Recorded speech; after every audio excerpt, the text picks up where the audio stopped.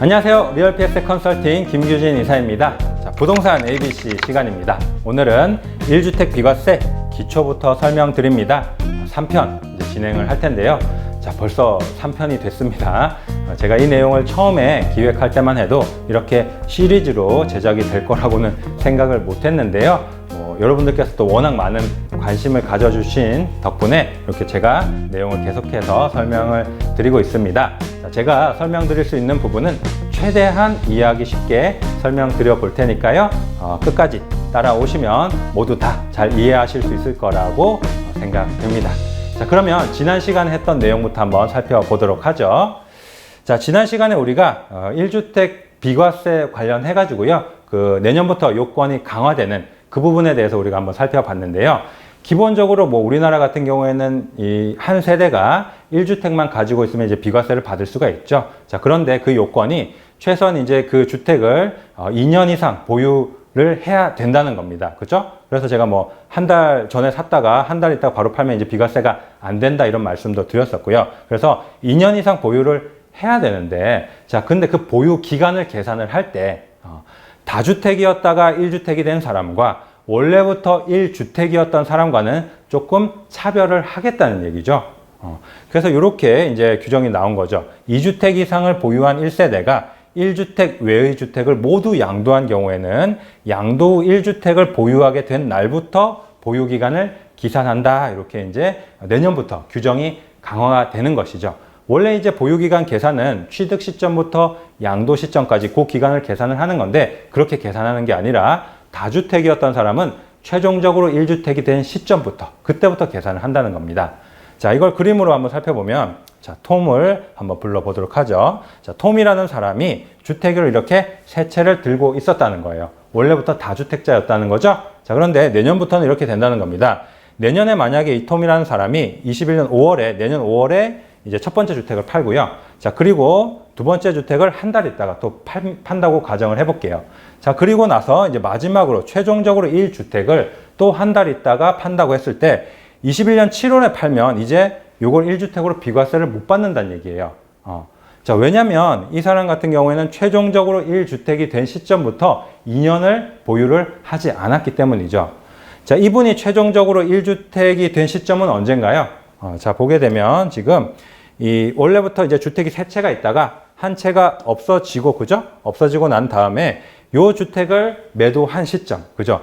요 주택이 없어진 시점이 최종적으로 요 주택만 한 채가 남은 그 시점이 되니까 21년 6월이 최종적으로 1주택이 된 시점이란 얘기입니다. 자, 그렇기 때문에 이분이 이제 비과세를 받으려면 여기서 2년을 추가적으로 보유를 해야 된다는 거죠.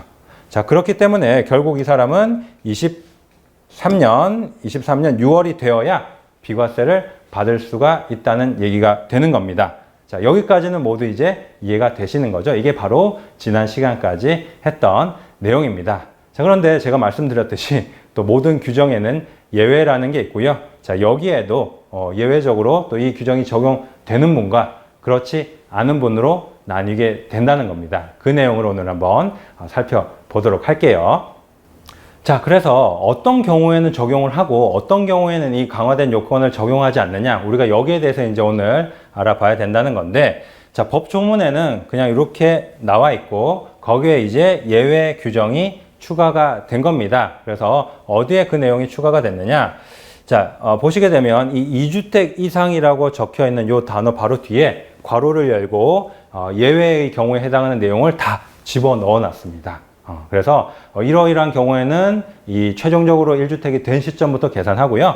이런 경우에는 그냥 원래대로 계산합니다. 이 내용이 이제 요 괄호 속에 담겨져 있는 것이고, 자, 그 내용에 대해서 오늘 우리가 이제 알아봐야 되는데, 자, 어떤 내용인지를 그러면 살펴봐야겠죠? 그죠? 자, 이런 내용이 담겨 있습니다. 자, 한번 읽어 보시겠어요? 자, 이 내용을 이렇게 읽어 보시다 보면 아마 이런 느낌이 드실 것 같아요. 자, 이렇게 단어가 이렇게 무너져 내리는 이런 느낌을 받으시지 않을까 이런 생각이 드는데, 저도 처음에 이 내용을 읽어봤을 때 이게 무슨 말인지 하고 굉장히 헷갈렸던 그런 상황이 기억이 나는데, 자, 요 내용 이해되지 않는다고 해서 좌절하실 필요도 없고요, 그렇죠? 그리고 인상 쓰실 필요도 없습니다. 자, 부동산 ABC 시간에 이 내용을 제가 최대한 쉽게 설명을 드리려고 하는 거니까요. 끝까지 잘 따라오시면 모두 다 이해하실 수 있을 거라고 생각되고요. 잘 이해가 안 되시면 다시 한번 천천히 보시면 좋을 것 같아요. 자, 그러면 이 내용에 대해서 이제 제가 설명을 좀 드려보려고 하는데, 자, 무슨 얘기냐면 이런 거예요. 같은 다주택자라 하더라도 상황에 따라서는 이게 강화된 요건을 적용해야 되는 사람이 있고, 그렇지 않은 사람이 있더라라는 거예요. 자, 어떤 경우에 그런 걸 이제 우리가 판단을 할 수 있느냐라면 이런 거죠. 어떤 분들은 이제 이사를 가면서 어쩔 수 없이 뭐 일시적으로 이주택이 된 분들도 계시고, 그죠? 자, 그리고 어떤 분들 같은 경우에는 이제 결혼하면서 뭐 혼인합가로 인해서 이주택이 되신 분들도 있을 거예요. 남편 될 사람이 한 채, 아내 될 사람이 한 채 이렇게 들고 있으면 또 이주택이 되고요. 자, 그리고 뭐 노부모를 이제 봉양을 하려고 이제 부모님이 한 채 갖고 있고 내가 한 채 가지고 있는데 이제 세대를 합치다 보니까 또 다주택자가 되는 이런 경우도 있더라라는 겁니다. 자, 그런데 이런 경우에 모두 그 강화된 요건을 적용을 하면 조금 이상하다라는 얘기예요. 이런 분들은 뭐 어쩔 수 없이 다주택자가 됐는데 이런 강화된 요건을 적용하는 것은 조금 이치에 맞지 않다라는 얘기겠죠. 자, 그래서 예외 규정에 이런 내용이 추가가 된 겁니다. 자, 앞부분이죠. 전단인데 155조, 제155조의 2 및 제156조의 2에 따라 일시적으로 이주택에 해당하는 경우 해당 이주택은 제외하되라고 나와 있죠. 자, 제외한다는 말이 무슨 말입니까? 강화된 요건을 적용하지 않는단 말입니다. 그러니까 최종적으로 1주택이 된 시점부터 2년을 계산하는 게 아니고 원래 규정대로 그냥 취득 시점부터 양도 시점까지 2년 보유했으면 비과세 해준다는 얘기입니다. 자, 그리고 이 155조, 뭐 155조의 2 및 제156조의 2 여기 규정에 해당하는 내용들이 뭐 아까 앞서 말씀드린 일시적 1가구 2주택 혹은 뭐 혼인합가로 인한 2주택 뭐 혹은 뭐 상속받거나 노부모 봉양으로 인해서 이주택이 된 경우 이런 경우를 얘기를 하는 거죠. 자, 그래서 그런 예외적인 경우에는 이 강화된 요건을 적용하지 않는다는 거예요.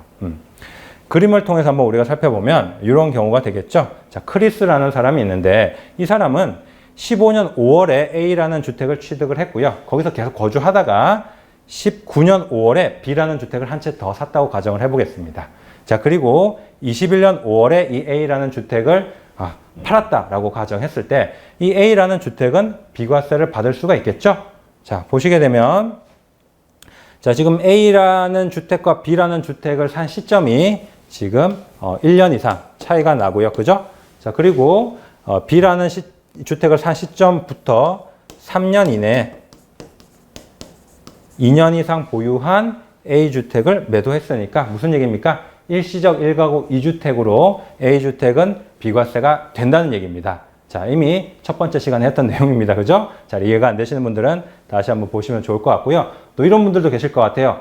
조정 대상 지역은 이 내용이랑 좀 다르다던데. 자, 그 부분도 제가 이제 이미 설명을 드렸었죠. 그래서 지금 이 경우는 그냥 일반적인 경우를 얘기하는 겁니다. 자, 이 A라는 주택과 B라는 주택은 조정 대상 지역에 있는 주택이 아니라고 이제 가정을 하고 말씀을 드리는 거예요. 자, 그래서 어쨌든 이 크리스라는 사람은 이렇게 A라는 주택을 비과세를 받을 수가 있는데, 자, 여기서 설명드리는 건 이거예요. A라는 주택을 비과세 받고 난 이후에, 그 이후에 이제 B라는 주택을 만약에 A 주택을 판 시점에서 뭐 한 4개월 정도 있다가 매도를 한다고 가정을 해보자는 거예요. 자, 이 경우에 이 B라는 주택의 비과세가 되느냐에 대한 부분인데, 제가 이제 두 번째 시간에 말씀드렸던 그 강화된 요건에 따르면 원래는 이 B라는 주택은 비과세를 해주면 안 되겠죠. 왜 그렇습니까? 원래 다주택자였는데, 그죠? 다주택자였는데 최종적으로 1주택이 된 시점 언제입니까? 이 A라는 주택을 판 시점이잖아요. 그죠? A라는 주택을 판 시점. 21년 5월에서 플러스 2년을 가지고 있지 않았잖아요. 그렇죠? 원래는 23년 5월이 돼야지 B주택은 비과세가 된다는 겁니다. 근데 그렇지 않다는 거죠. 그죠? 왜냐?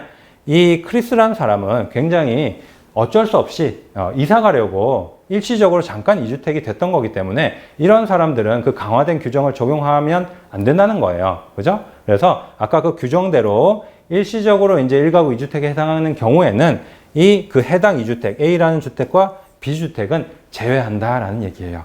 해당 규정을 적용하지 않는다라는 얘기가 되겠습니다. 그래서 이런 예외 규정을 우리 이제 법에서 두고 있다. 라는 얘기이기 때문에 뭐 일시적으로 1가구 2주택에 해당하시는 분들은 이제 그 강화된 요건에 대해서 걱정하실 필요가 없다는 얘기입니다. 자, 그런데 이렇게 이제 깔끔하게 딱 끝나면 머리가 좀 덜 아플 것 같은데요. 자, 근데 여기서 또 끝이 아니라는 얘기입니다. 그죠? 자, 이렇게 얘기가 딱 나오고 나니까 자, 이런 생각을 하게 된 겁니다. 자, 어떤 생각을 하게 됐냐면 처음에 이 법이 입법 예고가 됐을 때는 제 기억이 맞다면 여기까지만 이렇게 내용이 있었습니다. 여기까지만. 그래서 그냥 일시적으로 2주택에 해당하는 경우 해당 2주택은 제외한다 라고까지만 내용이 있었어요. 물론 공포됐을 때는 이 내용이 다 나왔는데 밑에 내용까지 다 나왔는데 처음엔 여기까지만 내용이 있었다는 거예요. 그래서 제가 이제 뭐 세미나를 준비하다 보니까 문득 이런 이제 케이스를 생각을 하게 된 거죠. 그러면 이 경우에도 이걸 적용을 한다는 얘기인가? 라는 생각을 하게 된 건데, 자, 어떤 경우인지 한번 잘 보세요. 아까 그 크리스와는 조금 상황이 다릅니다. 주의 깊게 보셔야 되는데, 자, 톰이라는 사람이 있어요. 근데 이 톰이라는 사람은 15년 5월에 A라는 주택을 샀고요. 바로 한 달 있다가 B라는 주택을 또 샀습니다. 자, 이분은 애초부터 A와 B 사이에 이제 일시적 1가구 2주택은 해당이 안 되는 거예요. 자, 1년 안에 두 채를 다 샀으니까, 그죠? 자, 그래서 15년도에 취득한 이 A주택과 B주택이 있으신 상황이고, 자, 여기서 이제 시간이 흘러서 21년에 5월 정도에 이제 A라는 주택을 팔았어요. 당연히 세금은 냈겠죠, 그죠? 2주택이었다가 이제 팔았으니까, 이제 세금을 내면서 A라는 주택을 팔았는데, 자, 그러면 이분 같은 경우에는 원칙적으로는 아까 제가 설명드린 내용, 지난 시간과 지금 방금 전까지 이제 설명드린 내용에 따르면 이 B라는 주택은 사실 이제 최종적으로 1주택이 된 시점부터 2년을 가져가야 비과세가 된다는 얘기예요. 최종적으로 1주택이 된 시점이 언제입니까? 지금 여기. 그죠? A라는 주택을 판 이 시점부터 2년을 더 보유해야 된다는 얘기입니다. 즉 23년 5월이 돼야 이 B주택을 비과세를 받을 수가 있는데, 자, 근데 이 톰이라는 사람이 이런 생각을 한 거예요. 일시적 1가구 2주택에 해당이 되면 해당 2주택은 제외하는 건데, 그러면 내가 만약에 C라는 주택을 한 채 더 사면 어떻게 되는 거지? 자, C라는 주택을 한 채 더 사면 15년도에 취득한 B라는 주택이 있고, 즉 무슨 얘기입니까? 지금 A주택은 없잖아요. 그죠? 팔았으니까. 그러면 15년도에 취득한 B라는 주택이 있고, 그 다음에 1년이라는 시간이 훨씬 더 지난 시점에서 21년도에 이제 C라는 주택을 샀단 말이에요. 그러면 C라는 주택을 매수한 때로부터 3년 이내에 B를 팔면 일시적 1가구 2주택에 해당이 되지 않냐는 겁니다. 자, 그렇게 되면 내가 꼭 굳이 2년이라는 시간을 추가적으로 보유하지 않고 뭐 한 몇 달 있다가 B를 팔아도 일시적 1가구 2주택은 그 강화된 요건에서 제외해 주니까 비과세 받을 수 있는 거 아니야? 라는 생각을 하게 된 거죠.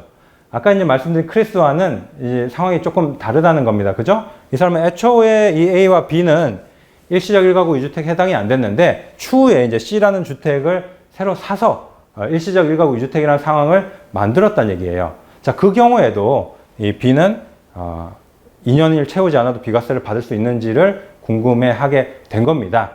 자, 여러분, 이거 될까요? 당연히 안 되겠죠. 자, 그래서 실제 공포된 내용에는 여기 이렇게 노란색으로 표시한 부분이 다 포함이 돼서 나온 겁니다. 자, 뭐라고 나왔냐면 2주택 이상을 보유한 1세대가 1주택 외의 주택을 모두 양도한 후 신규 주택을 취득하여 일시적 2주택이 된 경우는 제외하지 않는다라고 얘기가 나와 있는 거예요. 자, 처음에 이제 보셨을 때는 이게 무슨 말인가 하셨겠지만, 이제 설명을 듣고 나니까 조금 이해가 되시죠? 자, 그래서 즉 무슨 얘기입니까? 원래부터 일시적 1가구 2주택에 해당이 됐던 분이 그 2주택을 팔 때는 해당 규정을 적용하지 않지만, 원래 이렇게 예외적인 경우가 아니었던 사람이 나중에 인위적으로 어떤 일시적 1가구 2주택 같은 예외적인 경우를 만든다고 해서 원래 해당 안 됐던 집을 이제 빼주지는 않는다는 얘기입니다.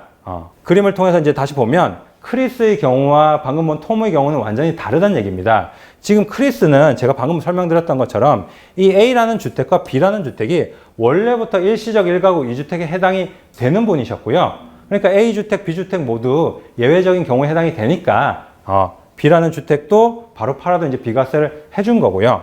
자, 그리고 톰이라는 사람은 상황이 다르다는 얘기예요. 말씀드린 것처럼 이분은 A주택과 B주택은 원래부터 그 해당 규정을 적용이 되는 거죠. 즉 다시 말하면 최종적으로 1주택이 된 시점부터 2년을 가져가야 비과세가 되는 주택이었다는 얘기입니다. 그런데 이런 상황에서 C라는 주택을 사가지고 인위적으로 어떤 일시적 1가구 2주택이라는 상황을 다시 만들어도 원래부터 적용이 안 됐던 이 B주택은 적용을 안 해준다는 얘기예요. 즉 최종적으로 1주택 제외를 안 해준다는 얘기입니다. 최종적으로 1주택이 된 시점부터 2년을 보유해라 라는 얘기입니다. 그죠?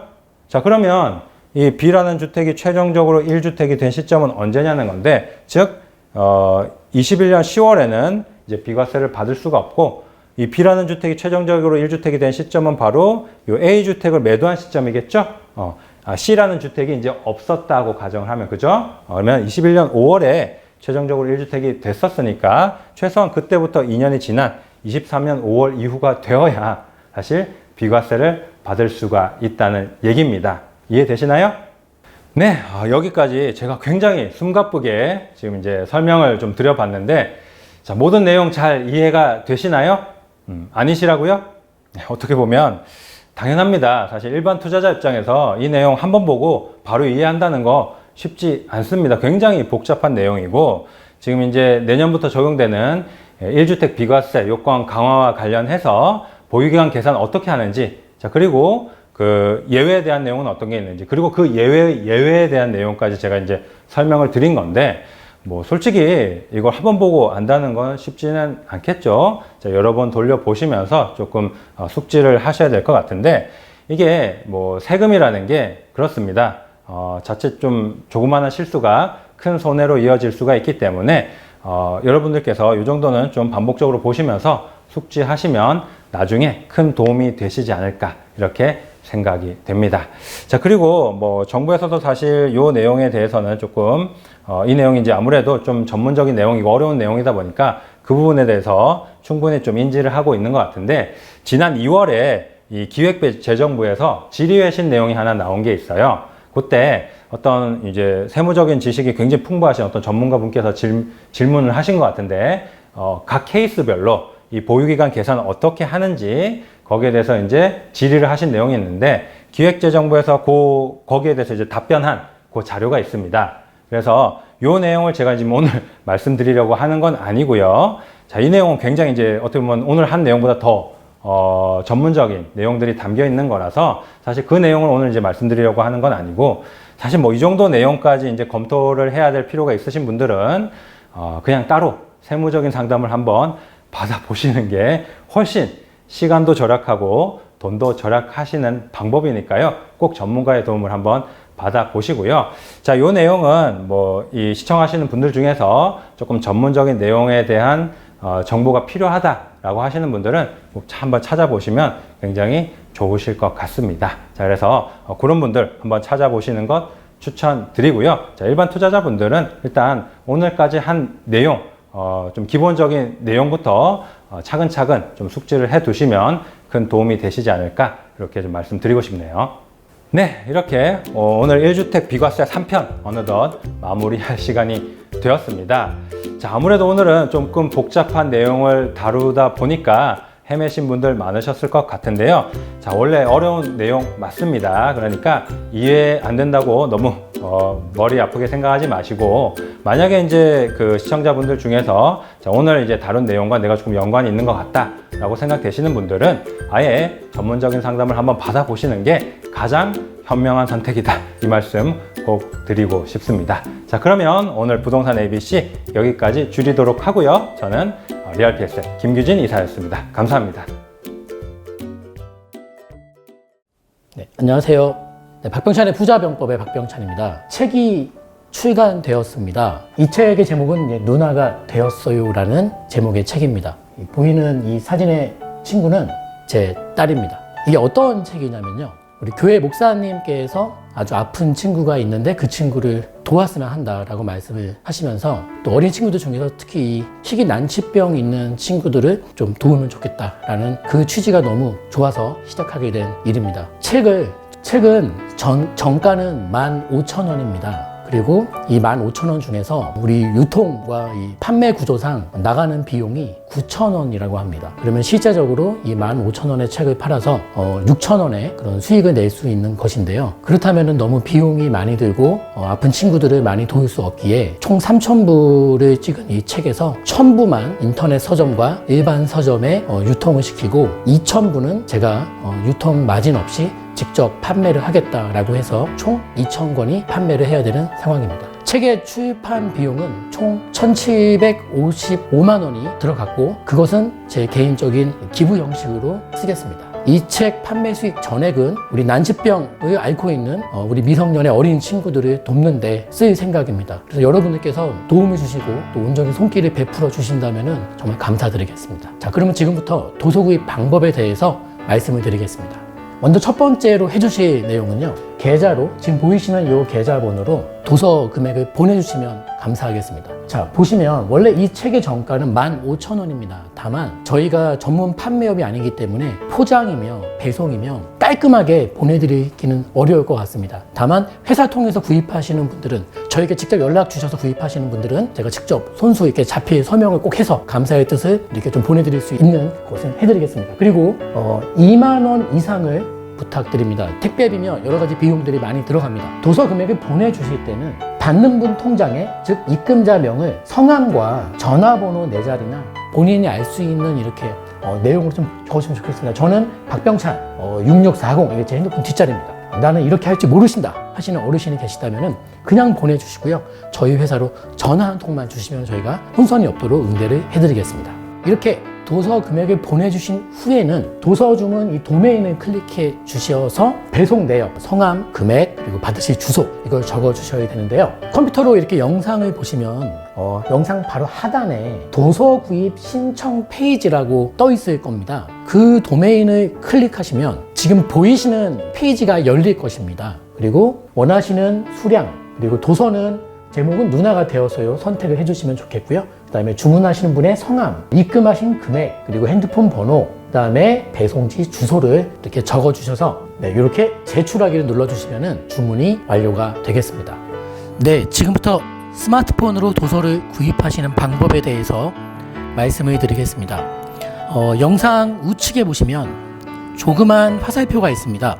그 화살표를 눌러보시면 글이 나오는데요. 도서 구입 신청 페이지가 있고 도서 구입을 설명해 드리는 블로그 글이 있습니다. 우리는 이제 도서 구입 신청 페이지를 눌러 보겠습니다. 지금 보시다시피 도서 구입 신청 페이지가 뜹니다. 도서 구입 관련된 필독 사항이 적혀 있고요. 원하시는 수량을 1권, 2권 또는 기타 권수 적어주시면 되겠고, 도서명 선택해 주시고 주문자 이름을 적어 주시고요. 그리고 주문자분의 입금자명의 성함과 핸드폰 번호 뒤 4자리를 함께 적어주시면 혼선이 없겠습니다. 그리고 입금 금액, 입금하신 금액을 적어주시면 되고요. 핸드폰 번호 적어주시고 배송 받으실 주소를 적어주시면 되겠습니다. 계좌 안내는 다시 나와 있고요. 아래 보시면은 개인정보 수집 동의 체크하시고 제출하기 버튼을 눌러주시면 주문이 완료가 되겠습니다. 누나가 되었어요. 많이 응원해 주세요.